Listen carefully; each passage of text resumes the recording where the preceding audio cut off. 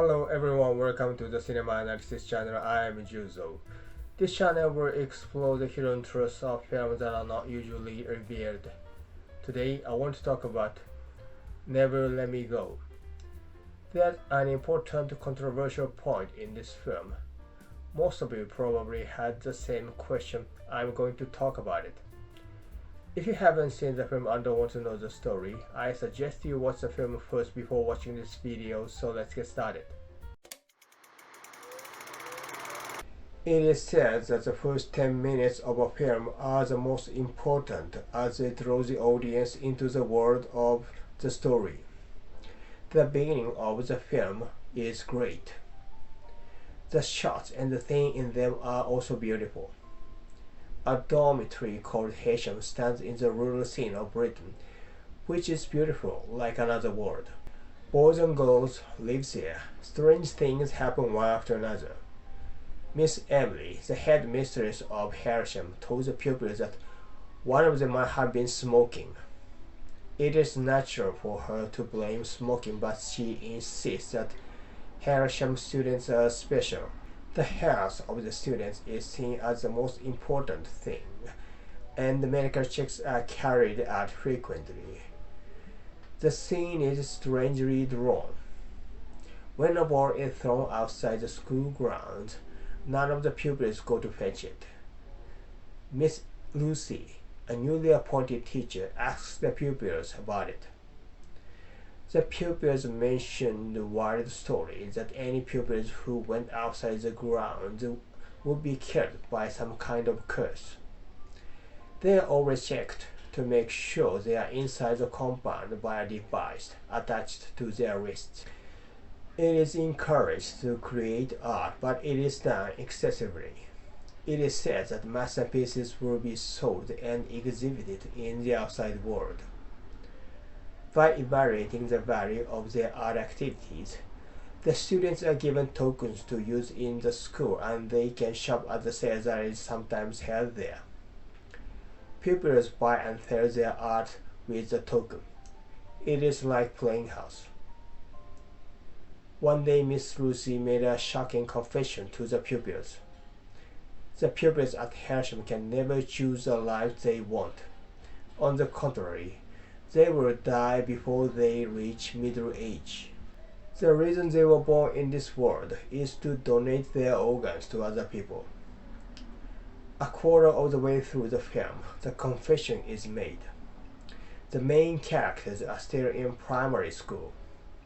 After that, until their donation is completed, their lives will go on.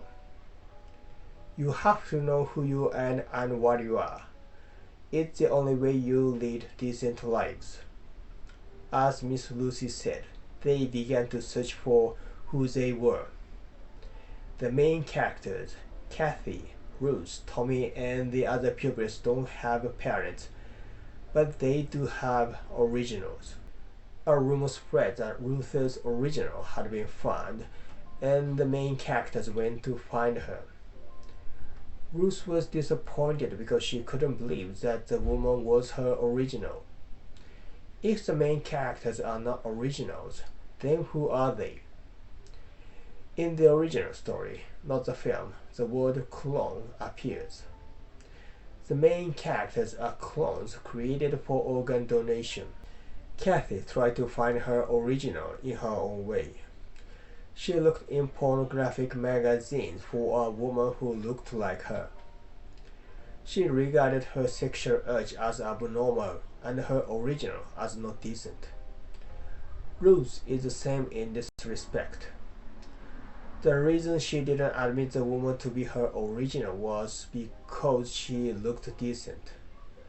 How could a decent woman be her original, she thought. What does it mean for ordinary people to explore who they are? What kind of people your parents are will be important, but the most important thing is what you like and what you want to do. But they don't have a choice. They were born to donate their organs.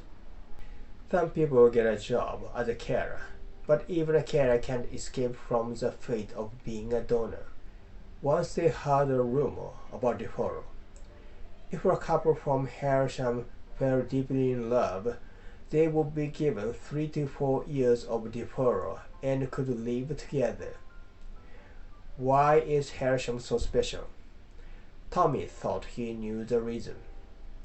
Students at Hersham have the chance to devote themselves to art and to show their worth.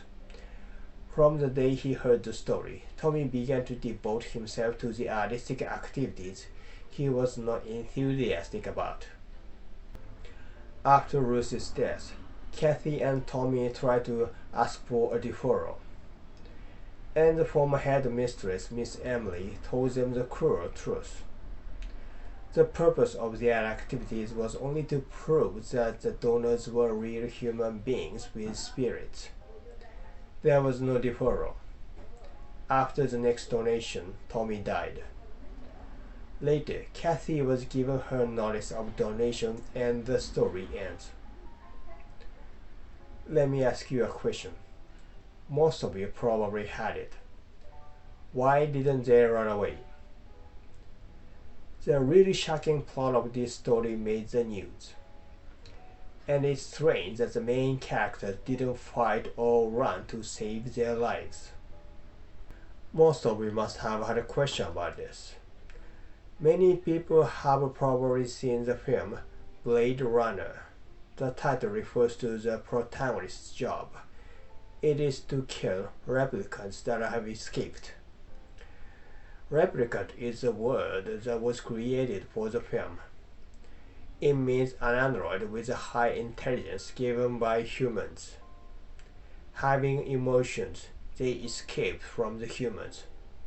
Harrison Ford, the Blade Runner, who doesn't allow that, kills them. One of them was a female and she was shot in the back. And the replicants continued to fight desperately. Have you seen the film Rise of the Planet of the Apes? Caesar, the ape, who was given high intelligence, revenged human beings. The main character of this Never Let Me Go accepted their fate without resistance or escape. When the main characters traveled to find Ruth's original, they were not under surveillance, but they didn't escape there. After leaving Hersham, they were allowed to move about freely. Kathy was a carrier driving along from place to place. She could have escaped if she had wanted to. Without fleeing, let alone fighting, they have accepted their fate. On the contrary, they are afraid of dying at the first donation without being able to donate several times. They think it is good to die after the third donation. They are even proud to donate their organs to others. Quite a few people seem to find this story ridiculous and complain about it. But both the film and the original story draw this abnormal plot with a strong power of persuasion. That is the fascination and the value of the story. What do you think of it? Why didn't they run away? My answer is simple. They were completely brainwashed. I know that from the beginning, many people might think that such people would fight or run away if they were put in the same circumstances. Some of you may have left the theater before the film ended, but most of you must have watched the film to the end and felt a complicated emotion. You must have felt reality to them who neither fight nor run away. In entertainment story, the right heroes fight the bad guys and they win and have a happy ending. If they lose, it becomes a tragedy. The construction is easy to understand. In literature, the protagonists do not necessarily behave properly. Sometimes they behave irrationally and end up in tragedies. Literature depicts the irrational behavior of the characters with a strong power of persuasion. Man is an irrational creature, and sometimes he has a defect from which he wants to avert his eyes and to show it. is the value of literature. Why do we feel a strong power of persuasion at this abnormal story? The reason is that we are in the same situation.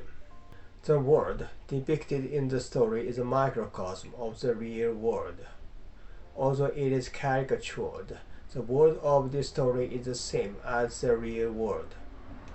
And we are the same as the students of Hersham. I wasn't take organs. That's ridiculous. I know. Donation is a metaphor in this story. It means unjustly taking things that are precious to people. Haven't you suffered the same? I would like you to think carefully. Isn't this something taken from you unjustly? Isn't something that originally belonged to you wrongly taken away from you? Many people are robbed of their time, their labor, and property, and so on. The logics that are convenient for those in power are spreading, and many of us are being deceived. Can we laugh at the pupil at Hersham?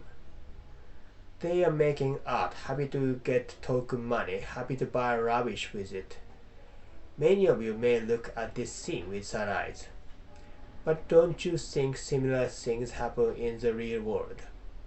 David Graeber, an anthropologist in the US, called them bullshit jobs. Why is such a ridiculous thing being done? Because we want to feel that we have done something good. The reason for encouraging art is simply the self-satisfaction of people like Miss Emily that it is valuable to prove that donors are also human beings. They didn't try to stop organ donation itself. What good people we are to insist that donors have a soul too.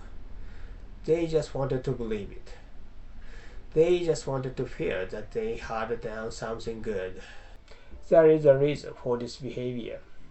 So it is not surprising that the result is not favorable. Remember the scene at Hersham. When the pupils were learning how to behave in a cafe, the teacher said, "I want to hear your own order. Don't simply repeat the one you've just heard." But when they actually went out, they ordered the same thing in a cafe. Such a casual scene represents the essence. The one who was thrown around the most was Tommy. He was originally not interested in art and not good at it. Everyone made fun of him. Miss Lucy appeared and said that even if he wasn't good at sport or art, it wasn't important. When he heard this, Tommy's feelings became stable. But after he heard about the deferral, he desperately devoted himself to the artwork. He expected to get the reward, but he was told that art activities were meaningless. And there are similar things in the real world. Tommy, who was told the truth, might be better than us. You can never be happy with the value, evaluation, or reward someone gives you. This story presumably tells such a thing. To begin with, is it valuable to donate your organ to make someone else happy? They do not ask it themselves. It is as if they averted their eye from it. Is the evaluation or reward which decent people give you really valuable? Are there any meaning to the evaluation to the art of the students? Why art? Isn't it good to find something you feel valuable? What is the basis of the evaluation? Are the rewards you can get really valuable? You can get good with the tokens you tried hard to gather. It might be a treasure or rubbish. Who or how decide such a value? Donors blindly trust the adults who raise them. Are these adults really decent people? It is obvious that they are not. They are the people who discriminate against people with spirits like themselves and try to rob them of everything. To live in the value system given by someone else is the same as throwing away one's existence. Such people ask for deferral. Someone who has their own barrier and goes with it never wants anyone to make them happy. They just do what they want to do when they have time. Those who don't have anything they want to do just want a deferral of life. They hope that someone will make them happy or something good will happen during the deferral. Comparatively decent people may try to find something they want to do, but it is not easy. Therefore, many people will live in a various system that others have decided upon. Such a various system can take many forms, and others don't think your happiness is important. They look down on people who can't decide their own values, and they thoroughly exploit them. The deferral will never be given. Kathy, realizing this, said at the end, "What I'm not sure about is if our lives have been so different from the lives of people we save. We all complete. Maybe none of us really understand what we've lived through or feel we've had enough time. This means that those who can't find the meaning of life will die not knowing what they are living for and whether they have lived enough or not." And she says that almost everyone is like that, both givers and takers. Even if you are on the side of the exploiters, you will die not knowing what life is if you can't find the meaning of your life for yourself. This scene is drawn almost exactly as in the original story. The rubbish hanging from the barbed wire is blowing in the wind. It may be under the influence of Bob Dylan. The answer to the fatal question is blowing in the wind. Most of us who live in the real world are not that strong. It is very difficult to change the world on your own initiative. That is why we cannot think of the donors as someone else. Yet we should live with our own values. We should be like the apes or replicants who resist rather than the donors. Thank you for watching this video. If you liked this video, please subscribe and give me a thumbs up.